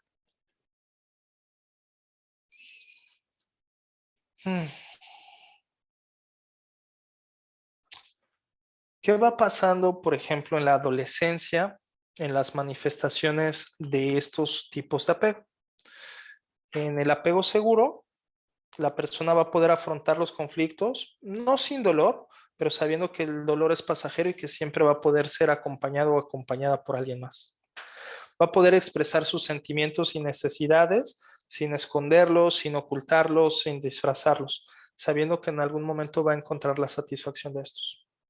Va a poder disfrutar del tiempo con amistades o con parejas, sabiendo que si no está a su lado no significa que haya falta de amor, no significa que ya le olvidó, no significa que ya no quiera, ni buscando todo el tiempo la permanencia ni con las amistades, ni con tampoco la pareja. Y no va a tener esta sensación constante de abandono o de duda de su cualidad como persona a partir de lo que la otra persona haga o deje de hacer. No va a necesitar tanto la aprobación del grupo ni de la pareja porque sabe que hay distintas formas de expresar las necesidades, lo ha explorado el mundo y que va a encontrar no una, sino muchas personas que van a estar ahí para acompañarles sin poner en tela de juicio su personalidad o sus necesidades. Para una persona que ha sido educada en vínculos de apego inseguro evitativo, generalmente va a buscar no afrontar los conflictos. Y esto a veces se va a convertir, puede ser hasta en complaciente o puede ser pasivo-agresivo porque prefiere no decir un sí o un no con tal de no entrar en un conflicto. Puede ser que no exprese lo que siente, que no expresa lo que necesite para evitar ese conflicto, porque además no importan mis emociones y mejor no les presto atención y mejor las lleno con alguna otra cosa, sustancia o actividad, porque lo incómodo no es algo a lo cual le tenga que prestar atención, sino que tenga que evitar. Valora más el tiempo propio que el de la pareja o el de las amistades, porque le es muy difícil atender a las necesidades de la otra persona. Y si alguien le expresa sus necesidades, como sus necesidades no fueron satisfechas, va a sentir coraje o enojo, incluso porque la otra persona le pide que satisfaga sus necesidades cuando las mías aún no están satisfechas y va a preferir irse para no tener que estar negociando aquellas necesidades. Va a tener dificultad para comprometerse tanto en tareas como en relaciones y tanto las amistades como las relaciones sociales pueden no ser la prioridad por esta desconfianza o falta de consistencia en las formas de relación. En un perfil inseguro, ansioso, las personas pueden vivir los conflictos con demasiada angustia pensando que se están desbordando, que no van a tener la capacidad para responderlos y muchas veces con pensamientos fatalistas. Van a pensar muchas veces más en las necesidades de la pareja que en las suyas, pensando que si no son satisfechas las necesidades de la otra persona, de las amistades o demás, puede ser que sean abandonadas o sufriendo en carne propia por el sufrimiento del otro, incluso más que el otro en muchas ocasiones. Necesita estar todo el tiempo con otra persona, principalmente en las relaciones de pareja se va a notar, o con las amistades y va a tener la necesidad constante de aprobación, de reafirmación, del like, de la seguida, de saber que es parte de. Suele crearse relaciones de dependencia constantes y sienten temor excesivo al abandono, al aislamiento, al rechazo, a la soledad, porque lo ven como si fuera algo que está mal en mí. Y las personas que tienen, que tuvieron crianzas con vínculos de apego inseguro desorganizado, es decir, aquellos que vivieron maltrato psicológico, físico o sexual, van a vivir los conflictos de manera muy dramática, buscando siempre decir quién es el bueno, quién es el malo, de manera súper desbordada, doliéndose de muchísimas cosas muy a profundidad, pensando que no pueden confiar en nadie y que constantemente van a vivir traiciones o que las cosas siempre van a estar mal o que siempre hay algo mal en mí, con esta cosa de querer, por un lado, estar demasiado con una persona, pero al mismo tiempo estarse espinando constantemente y alejándose constantemente y temiendo constantemente porque piensa que le van a herir, defraudar o que él mismo lo va a hacer, y con relaciones muy inestables de amor-odio, de mucha dependencia, pero desde este lugar de amor-odio, hoy te amo, al rato te odio y etcétera.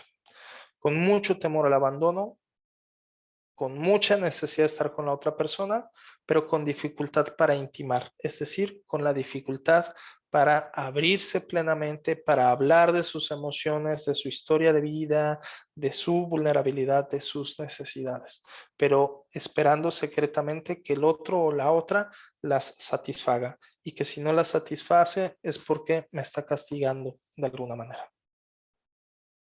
Son algunas de las formas en las que comportamentalmente puede expresarse este tipo de apego, sobre todo en la adolescencia, en la pubertad. ¿Qué es entonces lo que genera estos tipos de apego inseguro? Pues prácticas de sus cuidadores o cuidadoras que son temerosas, distraídas, despóticas, desdeñosas, poco fiables, ausentes, amenazantes o abusivas, insensibles, y que no satisfacen estas necesidades de afiliación, de comprensión, de autonomía social y de sentido. Estas son las conductas que como cuidadores o cuidadoras necesitamos corregir, necesitamos hacer nuestro trabajo para no generar formas de apego inseguro. Y si ya las tenemos, tratar de trabajar mucho más firme en nuestras formas de apego. Tu audio. ¿Me escuchan? Ahí ya. Gracias. Tratando de establecer relaciones de apego más segura, reorganizando nuestra propia forma de apego. Si yo ya tengo apego inseguro, todo está perdido. Si yo ya eduqué con apego inseguro, todo está perdido. No, porque historia o infancia no es destino. Y por eso hablamos de la resiliencia primaria, secundaria, de tutores de resiliencia, de instituciones de resiliencia, y sabemos que el cerebro en esta neuroplasticidad puede generar nuevos canales, nuevos conductos, nuevas redes, nuevas formas de conexión, redes sinápticas que pueden cambiar, reaprender y restablecer formas de relacionarnos. El tipo de apego puede variar según el contexto social.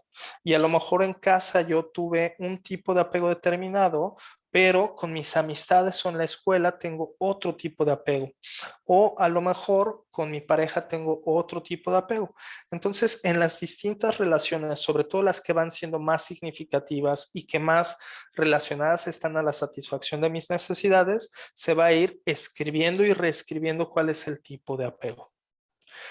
Y si tú como adulta, como adulto identificas que hay mucho de apego inseguro en ti, ya sea ansioso, evitativo, ambivalente o desorganizado, puedes hacer labor de paternaje o maternaje contigo mismo, contigo misma, para sanar tu amor.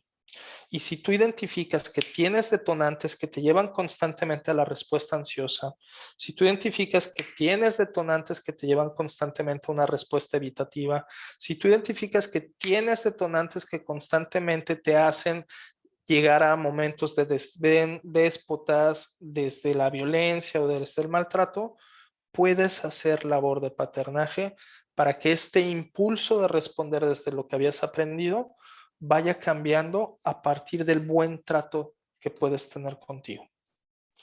Y practica la resiliencia en tiempo real hasta que se reestructure tu atención. Es decir, no respondas al primer impulso, trata de hacer una pausa, identifica desde dónde viene este impulso, atiende tu emoción de manera compasiva y elige entonces cuál es el cambio o la práctica que vas a hacer en este momento. Trata de manera constante jugar con tu hijo, con tu hija, sin necesidad de reglas, sin necesidad de competencia. Date chance de que muchas veces él o ella escoja el juego, las reglas. No seas condescendiente tampoco dejándole ganar en cada ocasión, porque también eso se dan cuenta.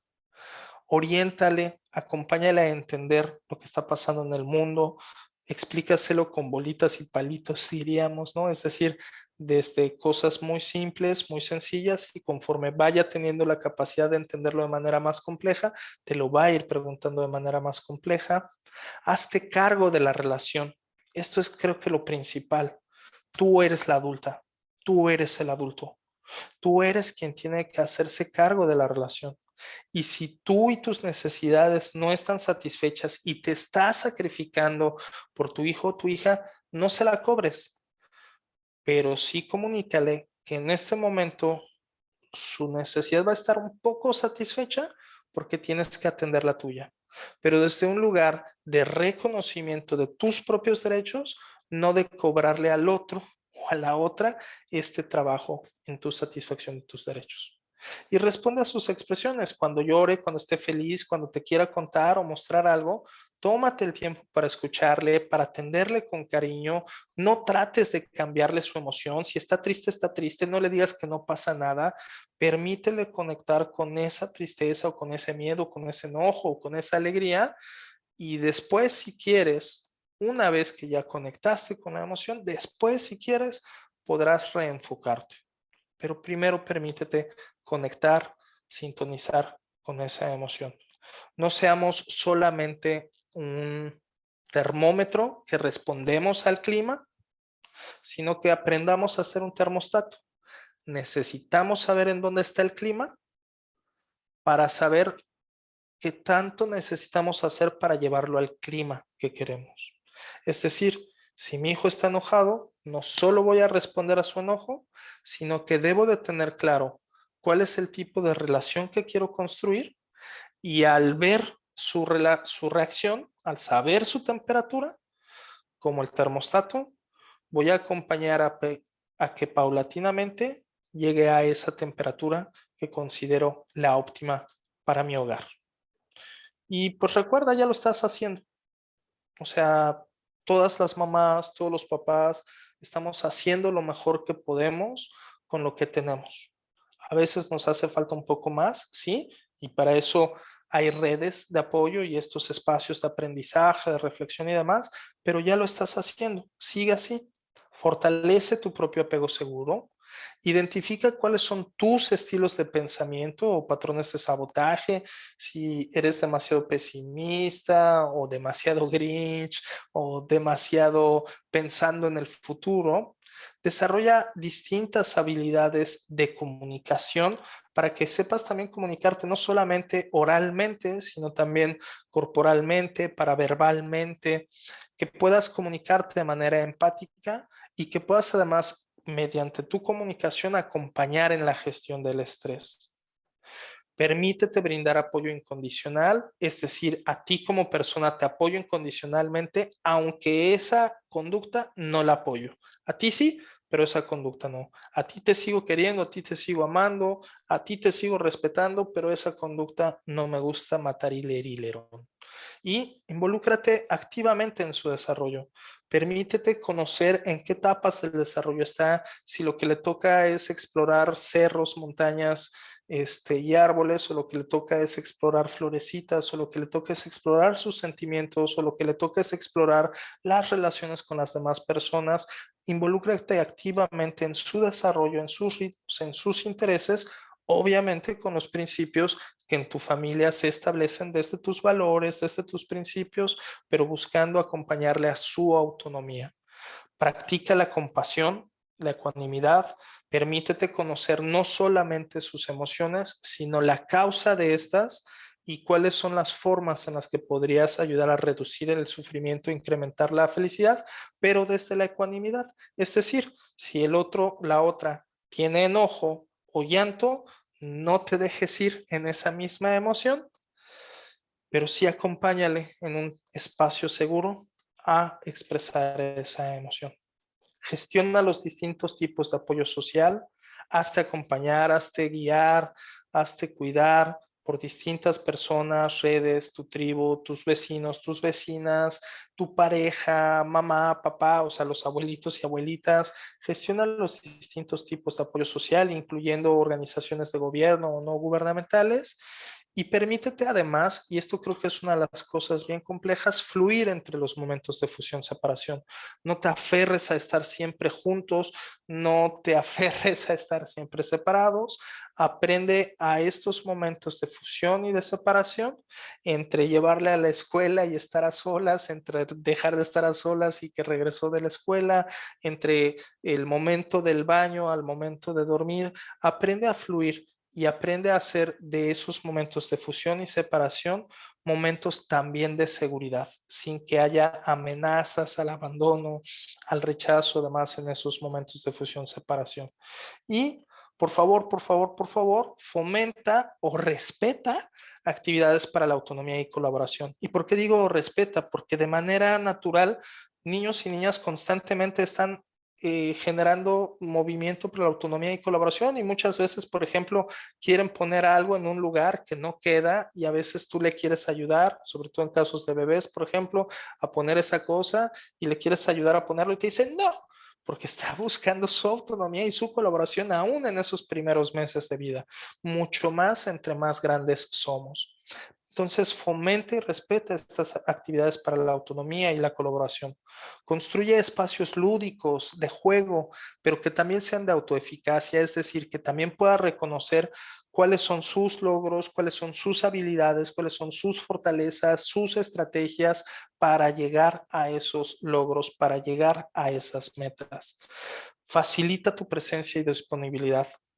Puertas abiertas en distintos momentos, no celulares, no tablets, no pantallas en muchos momentos. Trata de buscar que haya como una línea automática de comunicación a ti si no estás en casa. Permite saber que ahí estás para acompañar. Tal vez no de manera inmediata, pero siempre y de manera consistente. Y también entrena tu perspicacia, tu comprensión y tu intuición.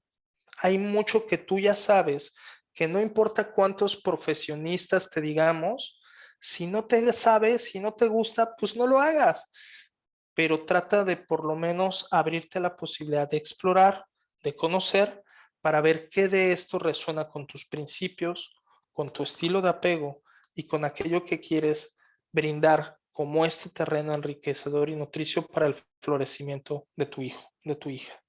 Focaliza tus esfuerzos y tu eficacia. Hay peleas que no vale la pena seguir peleando.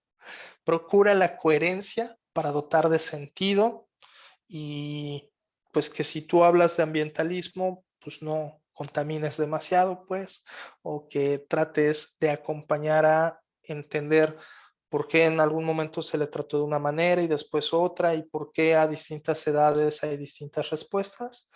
Y confía en la vida, por favor. Confía que aunque metas la pata terriblemente, va a haber siempre alguien que va a estar ahí para ayudar como tutor o tutora de resiliencia. Confía en que tu hijo o tu hija, aunque tengas las cosas más atroces del mundo como papá o mamá, que dudo que las tengas, pero si lo has llegado a pensar, confía que siempre va a haber alguien ahí para tu hijo, para tu hija. Siempre va a haber alguien más con la disposición para darle la mano, para apapacharle, para darle de comer, para ofrecerle una casa. Siempre va a haber alguien más ahí. Confía en la vida. Sí, en este momento es tu responsabilidad cuidar de tus hijos y de tus hijas, pero confía en que si no estuvieras o que si faltaras o si lo estás haciendo terriblemente mal, siempre, siempre, siempre va a haber alguien ahí para acompañar a tus hijos o a tus hijas. Confía en la vida. Y pues el día de hoy dejamos en este espacio. Eh, Digo, gracias por acompañarnos, las personas que están por acá. Vamos a dar, si quieren, nada más unos 5 minutitos. Ya nos aventamos casi 2 horas. Les agradecemos mucho su paciencia, su escucha. Y pues si quieren compartirnos alguna pregunta, alguna duda, algún comentario, vamos a dar 5 minutitos más para ello. Igual, Bren, si quieres redondear parte de la conclusión, pues adelante, pues.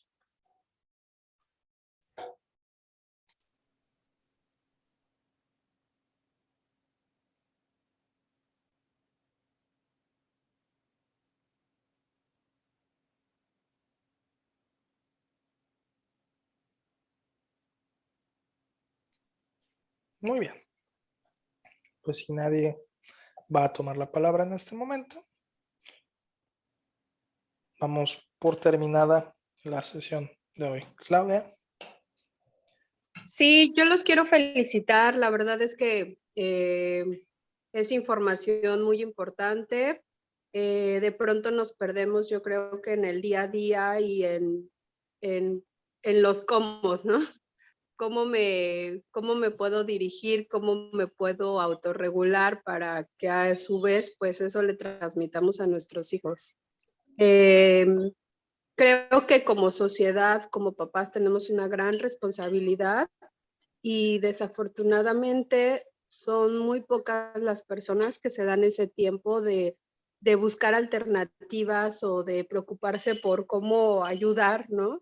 Al final todos venimos de un círculo familiar, eh, unos más heridos que otros, pero siempre ahora nosotros como papás y como adultos tenemos esa oportunidad de cortar lazos, de cortar creencias y sobre todo pues tratar de ser pues mejores padres para estos pequeñitos que nos escogieron, ¿no?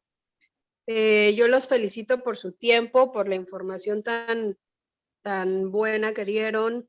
Creo que nos quedamos con muchas reflexiones y sobre todo invitarlos a que este esfuerzo pues se haga expansivo, ¿no? No sé si lo van a publicar.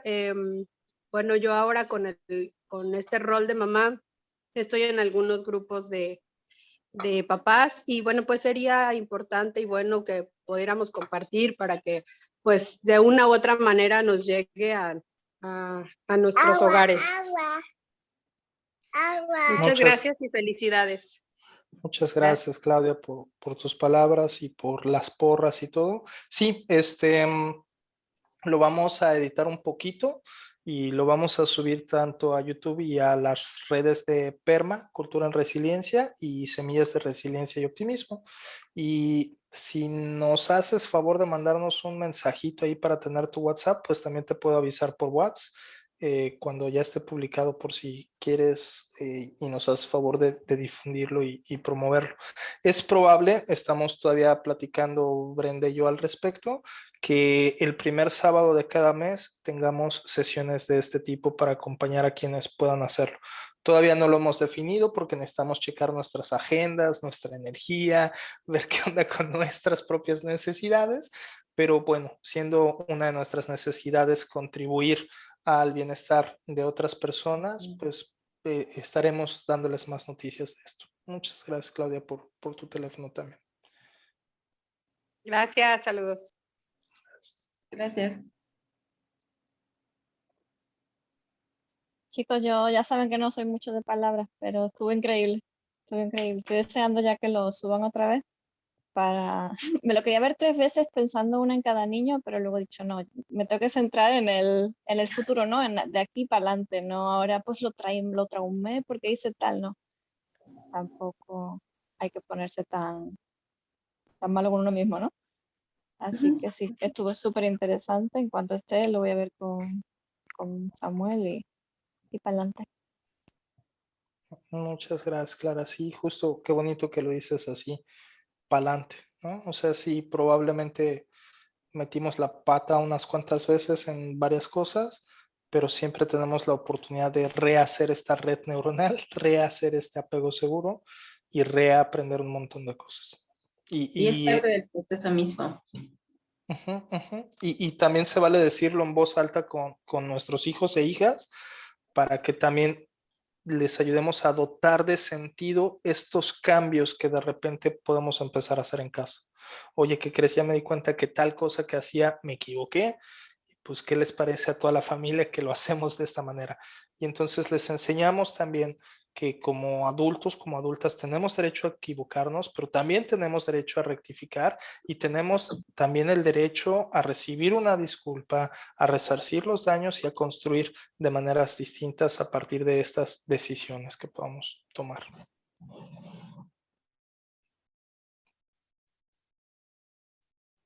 Gracias, Bren. Pues, ¿quieres decir algo ya nada más para despedida, para cierre?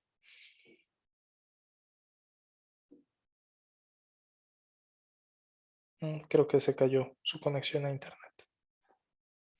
Bueno, pues muchísimas gracias por su paciencia, su atención, sus palabras, su apoyo.